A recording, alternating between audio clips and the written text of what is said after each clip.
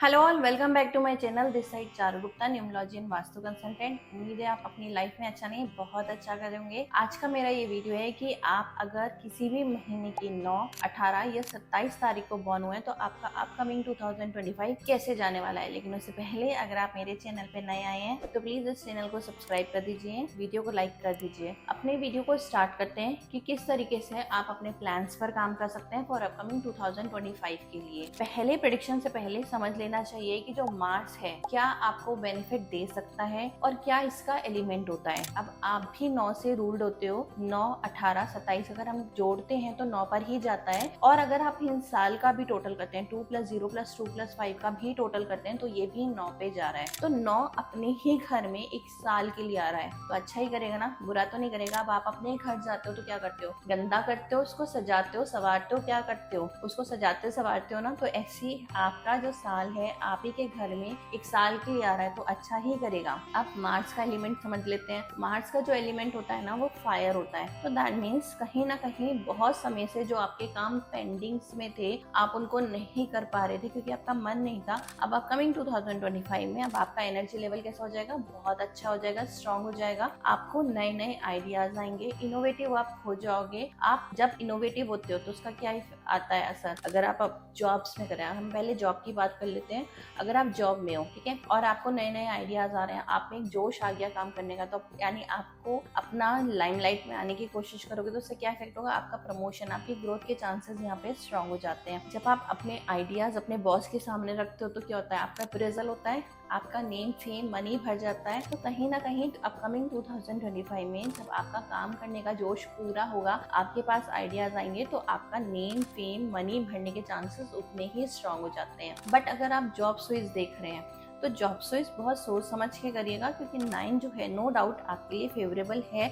But कहीं ना कहीं 9 का जो फ्लिप साइड होता है ये आपको अनप्रिडिक्टेबल बना देता है, उस साल को अनप्रिडिक्टेबल बना देता है। तो नई चीजों में जाने के लिए थोड़ा सा रिस्क रहेगा। एग्जिस्टिंग जहाँ पर आप हो वहां पर आप डेफिनेटली ग्रो करोगे, अप्रेजल होगा, नेम फेम बढ़ेगा, पैसा भी बढ़ेगा आपका। बात करते हैं अगर आप जॉब कर रहे हो फार्मेसी से रिलेटेड किसी कंपनी में या आप लैब टेक्नीशियंस हो, वहां पर आपके ग्रोथ के चांसेस उतने ही ज्यादा स्ट्रांग हो जाते हैं क्योंकि मार्स क्या है, आपका फार्मा से रिलेट करता है, आपके ब्लड से रिलेट करता है। तो अगर आप कहीं भी इन चीजों से एसोसिएटेड हो तो अब आपकी जो प्रोफेशनल लाइफ है वो काफी अच्छी जाएगी अपकमिंग 2025 के लिए। बहुत लोग अपने घर से क्लाउड किचन मैनेज करते हैं। अगर आप भी अपने घर से क्लाउड किचन मैनेज करते हो तो अब आपके लिए अपकमिंग 2025 आपके लिए अच्छा जाने वाला है। बहुत सारे आपको ऑर्डर्स मिलेंगे और कहीं ना कहीं जब ऑर्डर्स मिलते हैं तो क्या होता है, आपका फाइनेंशियल ग्रोथ होना शुरू हो जाता है, फाइनेंस ग्रोथ होता है आपका। तो फार्मा से रिलेटेड, आपके क्लाउड किचन से रिलेटेड, आपके जितने भी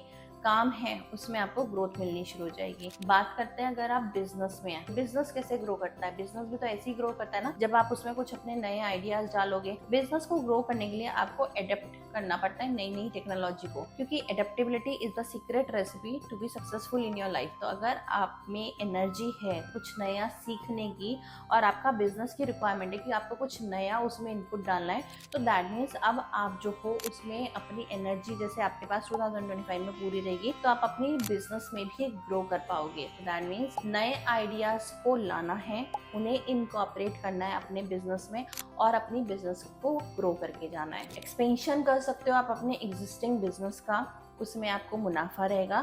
बट अगर आप कुछ नया बिजनेस सोच रहे हो डालने की तो थोड़ा सा उसमें प्रिकॉशंस लीजिएगा क्योंकि नए में थोड़ा सा डाउट रहेगा, रिस्क रहेगा। नया काम नहीं शुरू करना, एग्जिस्टिंग को एक्सपेंशन दे सकते हो अगर आप, तो उसमें आपको बहुत अच्छा ग्रोथ मिल सकता है। बात करते हैं आपकी इन्वेस्टमेंट की बात करते हैं। अब जो मार्स होता है ना, मार्स क्या होता है, मार्स होता है आपका भूमिपुत्र यानी लैंड। यानी अगर आपको इन्वेस्टमेंट करना है और आपके पास फंड से रिलेटेड कोई भी इशू नहीं है तो बेस्ट इन्वेस्टमेंट 2025 में आपके लिए रहेगी लैंड में इन्वेस्टमेंट। अगर आप 2025 में कोई प्लॉट परचेस करते हो, कोई कमर्शियल प्रॉपर्टी को देख रहे हो या कोई रियल स्टेट में इन्वेस्टमेंट करना चाहते हो तो ये अब आपके लिए इन्वेस्टमेंट जो रहेगा काफी प्रॉफिटेबल रहेगा। क्योंकि यहाँ पर अगर सपोज आपने प्रॉपर्टी 10,000 के रेट पे खरीदी तो हो सकता है कुछ साल बाद उसके प्रॉपर्टी के रेट डबल हो जाए, तो मुनाफा हो जाएगा आपको या नहीं होगा। तो दैट मीन्स आप अगर पर्सनल या 9 आपका आ रहा है या आप किसी 9 से 9, 18 या 27 जुलाई से आप रूल्ड हो रहे हो, तो आपके लिए लैंड में इन्वेस्टमेंट 2025 के लिए बहुत फ्रूटफुल रहने वाली है। दूसरा, अब आप कहाँ इन्वेस्टमेंट कर सकते हो, किस स्टॉक में आप इन्वेस्टमेंट कर सकते हो। आप किसी भी फार्मा रिलेटेड कंपनीज में अगर आप अपने स्टॉक को इन्वेस्टमेंट करते हो तो फार्मा रिलेटेड स्टॉक्स काफी अच्छा करके जाएंगे अपकमिंग 2025 में। आपके जितने भी लैंड यानी कंस्ट्रक्शन से रिलेटेड, लैंड से रिलेटेड कोई भी स्टॉक्स हैं, उनमें भी आप अपना इन्वेस्टमेंट कर सकते हो। वहां पर आपको ग्रोथ मिल जाती है। क्लाउड किचन हो गया, आपके जोमेटो हो गया, स्विगी जैसे ब्रांड्स हो गए हैं जहां आपको सर्विसेज मिलती हैं, वो ब्रांड्स भी आपके लिए, स्टॉक्स भी काफी अच्छा करके जाएंगे। हेल्थ की बात करते हैं, हेल्थ कैसे जाने वाली है। अब मार्स का एलिमेंट, जैसे मैं आपको बार बार बोल रही हूँ, फायर है, फायर है, तो अब आपका क्या होगा, फायर ज्यादा हो जाएगी बॉडी में। तो अब ये समय आपके लिए अच्छा तो है, बट प्रॉब्लम क्या आएगी, अब आपके अंदर गर्मी ज्यादा हो जाएगी, गुस्सा ज्यादा बढ़ जाएगा, एग्रेशन ज्यादा बढ़ जाएगा। अब आपको डिसाइड करना है। आपको कहते हैं ना, एनर्जी कभी भी ना तो आप क्रिएट कर सकते हो ना डिस्ट्रॉय कर सकते हो। It can only be utilized, या आप उसे टैप कर सकते हो अपनी एनर्जी को। तो वो साल आपके लिए एनर्जेटिक रहेगा, अंदर फायर रहेगा। डिसाइड आपको करना है कि आपको उस फायर का सही तरीके से यूज करना है, यानी नए नए आइडियाज को सोचना है, इनोवेटिव आइडियाज को सोचना है, आउट ऑफ द बॉक्स जाकर सोचना है और उसे अपने प्रोफेशनल लाइफ में इनकॉर्पोरेट करना है। या आपको वो जो फायर आपके अंदर नेक्स्ट ईयर आएगी उसको आपको आर्ग्यूमेंट्स या लड़ाई झगड़े में वेस्ट कर देना है, क्योंकि अपकमिंग 2025 आपका एग्रेशन को बढ़ाने वाला है। तो एग्रेशन तो बढ़ेगा ही बढ़ेगा।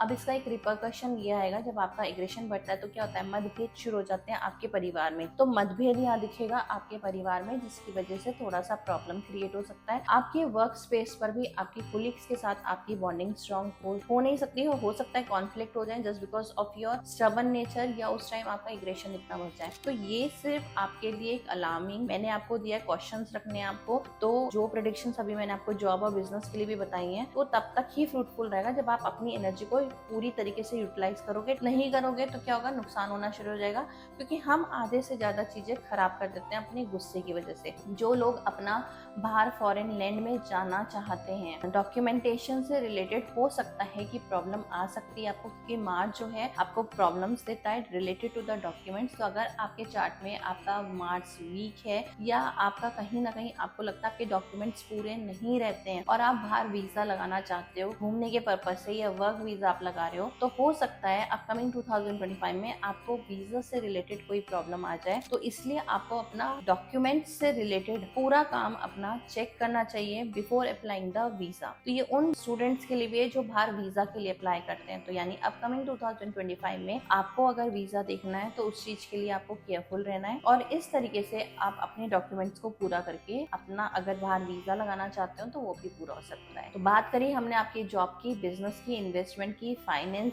की, किस तरीके से आप कौन से स्टॉक में इन्वेस्ट कर सकते हो। गुस्सा आ रहा है तो उस गुस्से पे कैसे काम करना है आपको। दूसरा, एक और चीज, 9 जो होता है ना, वो ह्यूमैनिटी से कनेक्ट करता है अपने आप को। नंबर जो 9 होता है, आपका खुद मूलांक 9 है, और जो अपकमिंग 2025 है वो भी 9 है। अगर आप 2025 में, कहते हैं ना Karma never forget your address, तो अगर आप कुछ अच्छा करोगे अपकमिंग 2025 में, तो वो अब आपकी किटी में यानी आपकी पॉकेट में वो आकर जरूर गिरेगा, मल्टीफोल टाइम्स आपको रिटर्न देखा जाएगा। तो अगर आप कुछ भी ह्यूमैनिटी के ग्राउंड पर किसी की भी डोनेशंस करना चाहते हो, किसी से भी रिलेटेड करना चाहते हो, तो वो आपको बहुत ज्यादा बेनिफिट देगी, क्योंकि कहीं ना कहीं आप अगर अपने आप को ह्यूमैनिटी से जोड़ लेते हो तो आप अपनी लाइफ में ग्रो करना शुरू कर देते हो। स्पेशली अगर आप 9 से रूल होते हो, आपको ह्यूमैनिटी के लिए किसी भी एनजीओ की ड्राइव में अपने आप को कनेक्ट करना चाहिए। किसी भी ब्लड बैंक से अगर आपको लग रहा है कि आपका, अब ये जो रेमेडी है ना, ये आपको उन लोगों के लिए बता रही हूँ जिनका हीमोग्लोबिन लेवल सही रहता है। अगर हीमोग्लोबिन से लेवल सही नहीं रहता है तो आपको ये रेमेडी नहीं करनी है। जितना भी आप ब्लड डोनेट करते हो, आपका मास स्ट्रॉन्ग होना शुरू हो जाता है। लेकिन अगर आपके पास हीमोग्लोबिन की कमी है तो